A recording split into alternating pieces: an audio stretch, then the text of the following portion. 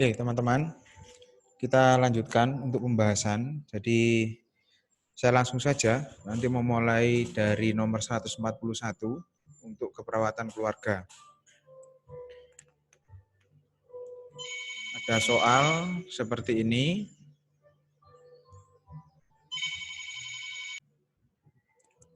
Oke, kita lanjutkan. Jadi, nomor 141, seorang bapak saat digaji di rumah mengeluh batuk, berdak. Dari hasil pemeriksaan dia meronki, ya. Kemudian pemeriksaan sputum didapatkan hasil BTA positif. Klien mengungkapkan keluarga membatasi komunikasi dan selalu menghindar jika diminta mengantar klien periksa ke pelayanan kesehatan setelah tahu diagnosa pasien. Ini TBC ya. Nah, kira-kira prioritas masalah keperawatannya apa? Dari data yang muncul, yang data atas ini hanya gejalanya saja. Gejala-gejalanya. Ada kata kunci di bawah ini bahwa ini menjadi masalah. Nah, ini keluarga tidak mau mengantarkan. Ini menjadi masalah. Kalau perubahan pola nafas, ya mungkin terjadi tapi cuma satu datanya. Ketidakefektifan kita, ya tapi cuma satu datanya. Yang menonjol dari kasus itu yang C, penurunan coping keluarga. Karena di situ menunjukkan bahwa keluarga copingnya salah, sehingga tidak mau mengantarkan anggota keluarganya yang sakit tersebut. Jadi coping itu jalan keluarnya itu yang tidak sesuai. Yang berikutnya 142, seorang ibu mengeluh pusing di tengkuk sudah 1 minggu. Ibu pernah memiliki riwayat tekanan darah. Nah, diagnosanya seperti itu. Klien jarang kontrol karena kalau tidak ada waktu jika diminta mengantar klien. Keluarga mengungkapkan nanti juga berkurang sendiri dengan minum obat.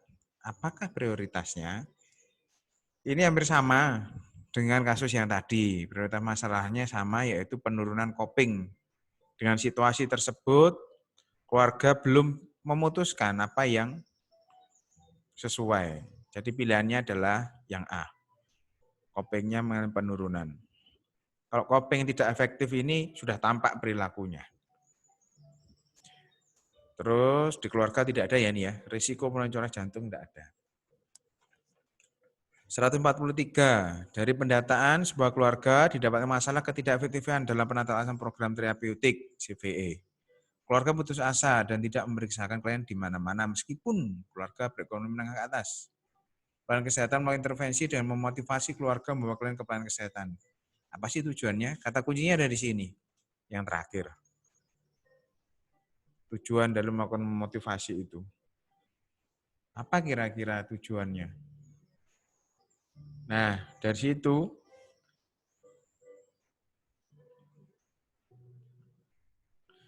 mau menunjukkan bahwa tujuannya supaya klien itu mampu atau mau merawat anggota keluarga yang bermasalah.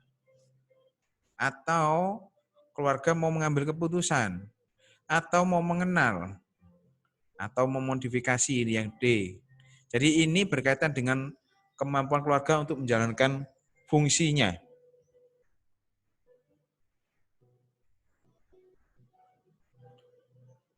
Ya, fungsinya. Apa fungsi yang harus dilakukan oleh keluarga, mendorong fungsi keluarga untuk berjalan dengan benar, yaitu perawat memberikan intervensi dengan memotivasi. Tujuannya apa?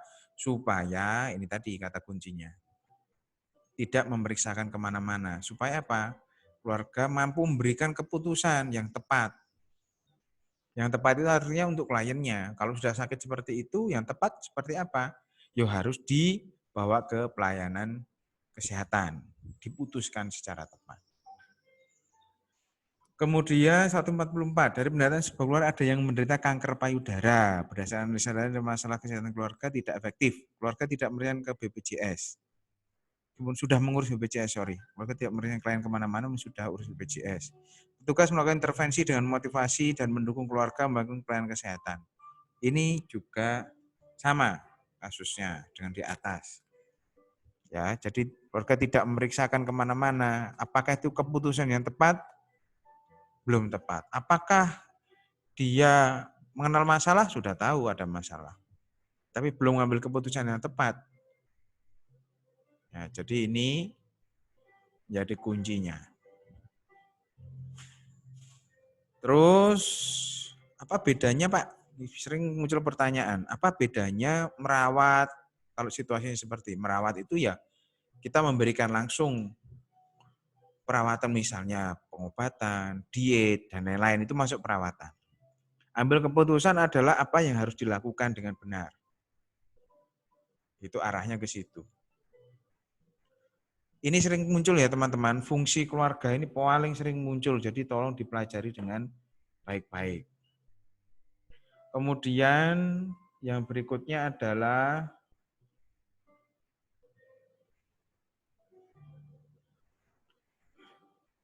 (145).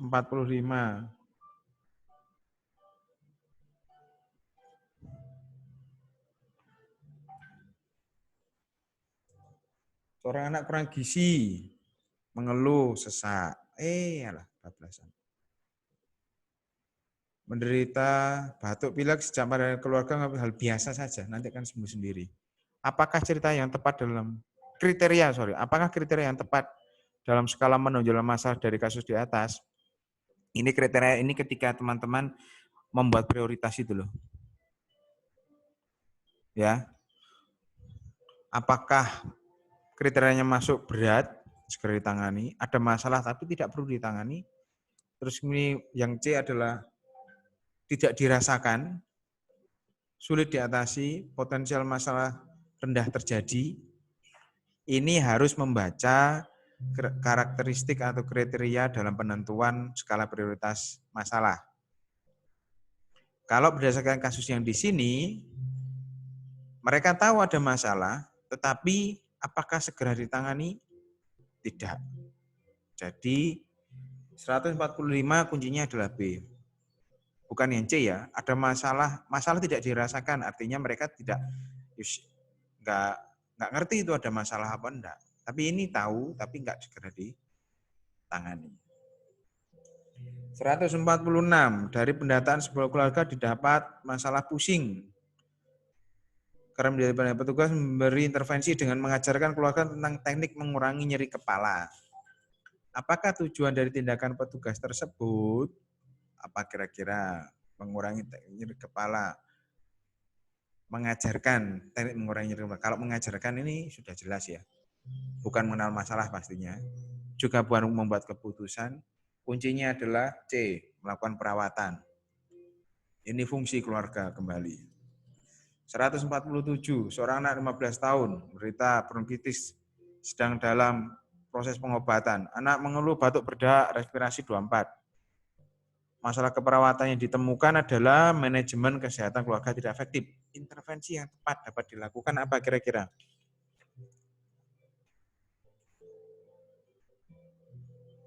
Apa kira-kira? Yang paling tepat untuk ini. Beri pendidikan kesehatan. Apakah mengatasi masalah ini atau paling sesuai? Mungkin iya, tapi bukan menjadi intervensi utama. Membuat keputusan? Mungkin iya. Yang paling sesuai untuk mengatasi batuk berdahak saat itu apa? Yang C. Ya, batuk efektif. Ini yang bisa dilakukan sendiri oleh keluarga. Ajarkan latihan batuk efektif. 148. Seorang kakek dalam keluarga mengeluh nyeri pada lutut kanan 5 bulan yang lalu. Ada artritis. Keluhan bertambah nyeri.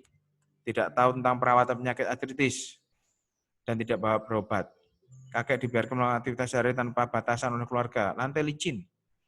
Apakah masalah yang mungkin terjadi? Gampang kalau ini. Dilihat datanya sudah muncul itu.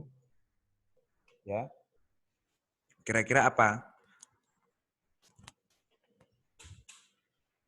Kalau melihat kondisi seperti itu. Yang paling mungkin itu adalah risiko cedera. Tapi di situ pilihannya nggak ada risiko cedera. Ada risiko jatuh, tidak ada di SDKI risiko jatuh, adanya risiko cedera. Kita turunkan kemungkinan berikutnya. Kalau situasi seperti ini bagaimana peran keluarga untuk manajemen kesehatan, efektif atau tidak? Nah, kuncinya ada di ini, yang B. Ya, data itu yang muncul ini, yang B. Manajemen kesehatan keluarga tidak efektif. Lanjut 149. Seorang apa ini? Kakek menderita stroke 2 tahun lalu. Keluarga mengeluh terbantu dengan keadaan kakek. Tidak mendukung keadaannya. Banyak pengkajian di dalam masalah peran yang tidak tepat. Apakah tujuan yang dapat dilakukan meningkatkan kemampuan keluarga dalam memutuskan upaya peningkatan kesehatan kakek? 149 soalnya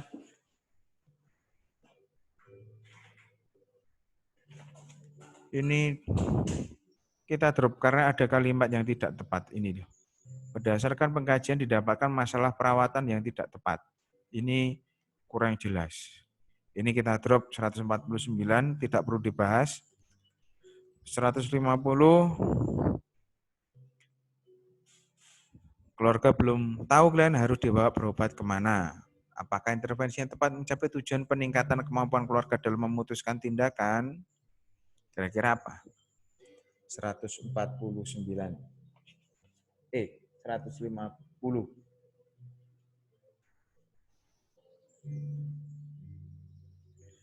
Ketika melihat situasi seperti ini, mereka belum tahu kalian harus dibawa berobat kemana, artinya mereka masih awam. Nah, kunci yang paling tepat adalah ini. Kita harus lakukan pendampingan untuk manajemen perilaku terhadap klien yang mengalami penyakit itu. Kalau dijelaskan saja, mungkin paham, tetapi apakah mereka melakukan? Belum tentu. Sehingga pendampingan ini sampai mereka bisa melakukan kegiatan. 151. Klien menderita asma menunjukkan gejala batuk, bedak, dan tidak bisa keluar.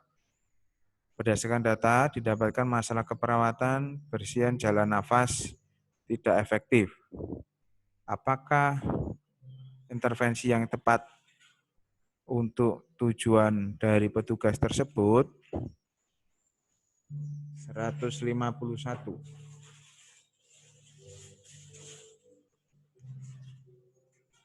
Apa ini kalau kita melihat batuk berdahak, tidak bisa keluar? Apakah penjelasan? Apakah dukungan keluarga? Atau yang D, ya, cari fisioterapi dada dan batuk efektif. Kalau kondisinya seperti di sini ya, kuncinya adalah yang D. Karena situasinya batuk berdahak, dahak tidak bisa keluar. Dan masalahnya bersihan jalan nafas tidak efektif. 152. Seorang anak 4 tahun mengeluh perutnya sakit, anak menderita diare sejak 1 hari yang lalu. Keluarga mengeluh biasa, nanti yang sembuh sendiri. Kriteria masalahnya apa? Ini hampir sama dengan yang di atas tadi ya. Soalnya sama. Ada masalah tapi tidak perlu ditangani, 152. Ya, ada masalah tetapi tidak perlu ditangani. Kita lanjut ke 100 berapa ini halaman berikutnya? 168.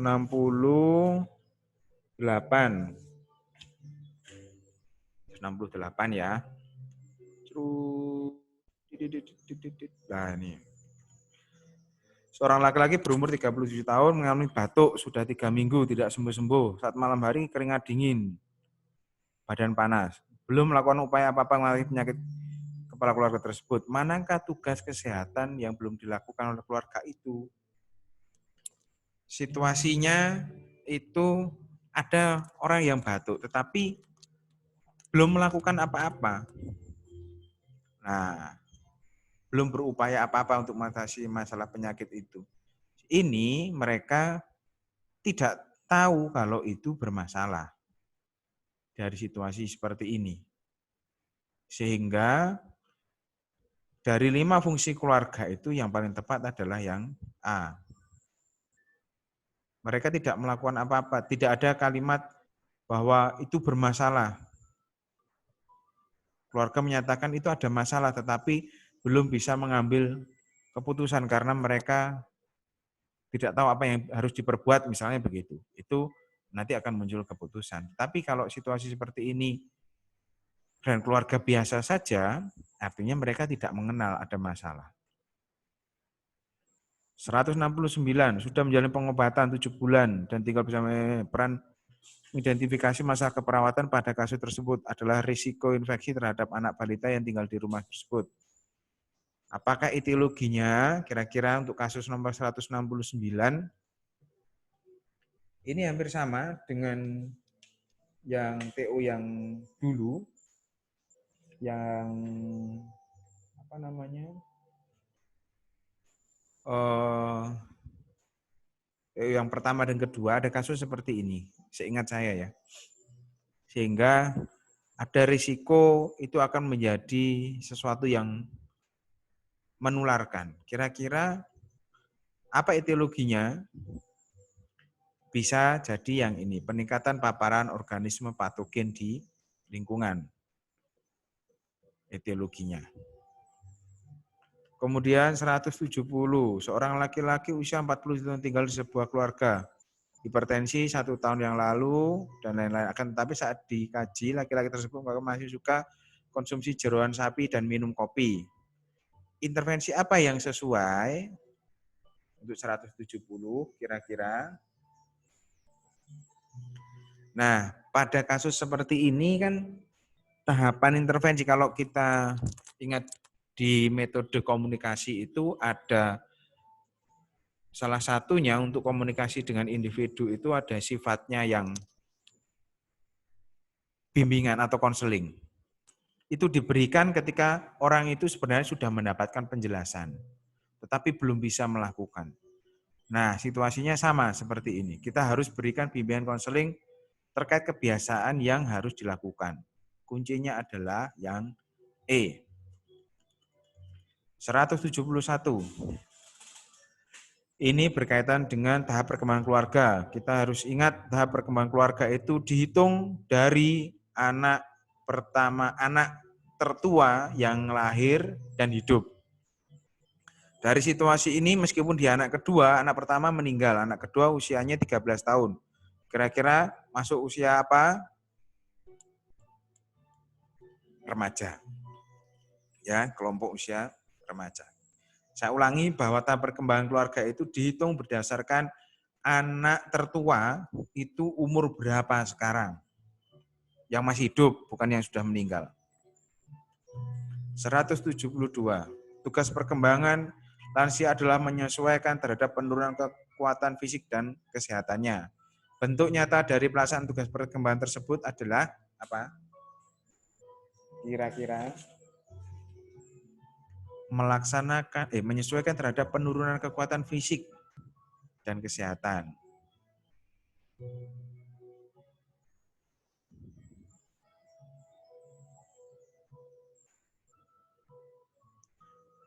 Kalau dari pilihannya ini hanya pilihan yang A yang paling sesuai karena yang lainnya tidak cocok. Bantuan dan dukungan profesional perawat. Kan ini yang ditanya adalah lansianya, apa yang harus dia lakukan. Kalau yang B sampai E ini yang melakukan bukan lansianya. Ini banyak orang lain yang terlibat. Ya. 173. Seorang laki-laki usia 60 tahun tinggal di panti mengeluh sering lupa untuk meletakkan barang. Diagnosanya demensia. Apakah masalah muncul pada kasus tersebut? Kira-kira apa? Dia demensia, lupa meletakkan barang-barang.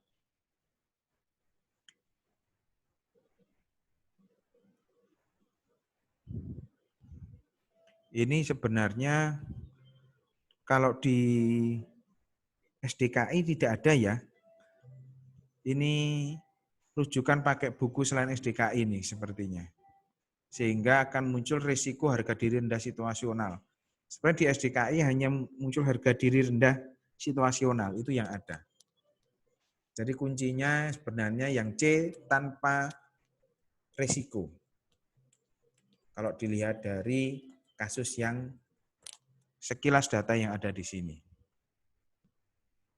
Jadi ini mungkin pembuat soal menggunakan rujukan buku tahun 2019. Itu masih ada.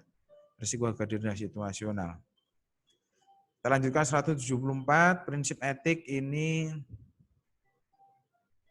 gampang ini ya. Diajak komunikasi untuk menentukan ya otonomi lah. 174. Ya. Beneficent justice ini keadilan, harus adil. Beneficent ini hampir mirip dengan non-malefficient, jadi memberikan keuntungan, tidak merugikan, tidak memberikan kerugian, non-malefficient. Integrity, autonomy integrity, ini kalau dari bahasanya sih ya bagaimana membuat mereka itu merasa dihargai. Tetapi sepertinya kok tidak ada ini, integrity. 175. Perempuan usia 67 tahun mengalami gangguan penglihatan, menggangi dinding. Klien tersebut melihat glaukoma, kondisi tampak kotor dan pencahayaan redup. Apa masalah keperawatan yang terjadi pada klien itu? Ini gampang juga. Situasinya seperti itu, pencahayaan redup, pasti adalah kalau aktivitas takut cedera, jadi risiko cedera. Risiko kebutaan nggak ada, kerusakan hubungan sosial nggak ada, kerusakan mobilitas fisik enggak sebenarnya, defisit perawatan diri enggak ada datanya di atas. Seorang perempuan usia 67 tahun mengatakan 3 bulan lalu baru keluar dari rumah karena mengalami serangan stroke, saat dikaji masih gejala sisa. Masalah keperawatan muncul pada klien tersebut adalah risiko cedera. Apakah faktor risiko internal dari masalah keperawatan tersebut?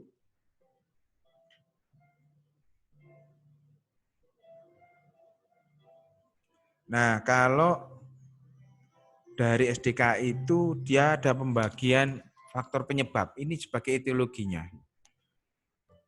Kenapa orang itu internal itu dari dirinya sendiri? Kira-kira apa? Sehingga ada masalah keperawatan yang mungkin terjadi pada orang ini. Disfungsi biokimia? Enggak. Perubahan orientasi afektif? Bukan. Jadi dari dalam dirinya, apa kira-kira? Yang E, perubahan fungsi psikomotor. Sehingga muncul masalah risiko cedera. Ya, bukan hipoksia jaringan. Orang itu berisiko cedera disebabkan karena apa? Ada perubahan fungsi psikomotor atau bergerak atau berfungsi untuk aktivitasnya. 177, depresi, ditinggal oleh suami. Lansia tersebut mengatakan sudah ditinggal suami, merasa hidupnya sudah tidak berpengharapan lagi, sering menangis dan susah untuk tidur. Lansia tersebut tidak mau mandi dan berganti pakaian. Apakah masalah perawatan utama terjadi pada kasus di atas? Gampang ini ya. Pasti jawabannya adalah yang E. Nomor berapa itu? Maaf. Masalah keperawatan utama di atas adalah yang C. Karena apa? Kita harus tangani dulu berdukanya, baru dia bisa melakukan aktivitas yang lain. Ya, ini berduka. Kurang perawatan diri, iya, tetapi apakah ini bisa diatasi sendiri? Tidak. Yang diatasi sendiri adalah, diatasi dulu adalah berdukanya. Seorang wanita berusia 70 tahun sudah diagnosis menderita DM. Bekerja dari pagi sampai malam, lansia tersebut seringkali lupa minum obatnya. Apakah masalah keperawatan yang muncul pada kasus tersebut? Kira-kira apa?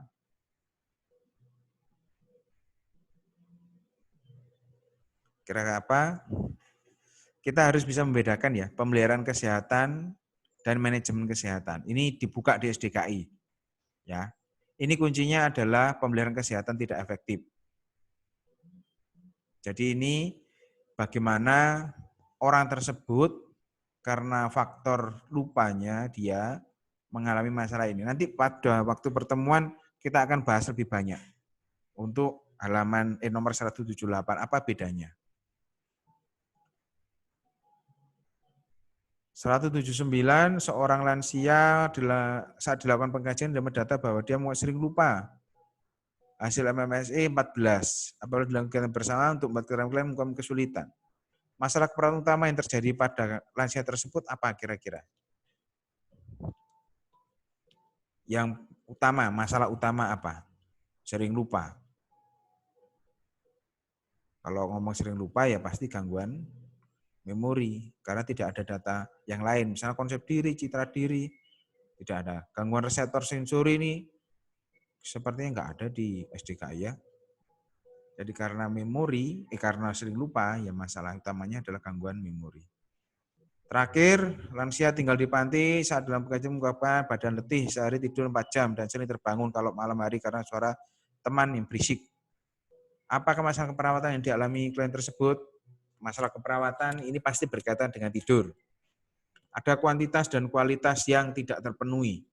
Kuantitas itu jumlahnya, kualitas itu perasaan dia masih merasa tidak cukup untuk tidur. Sehingga masalah yang dimunculkan pada kasus ini adalah gangguan pola tidur.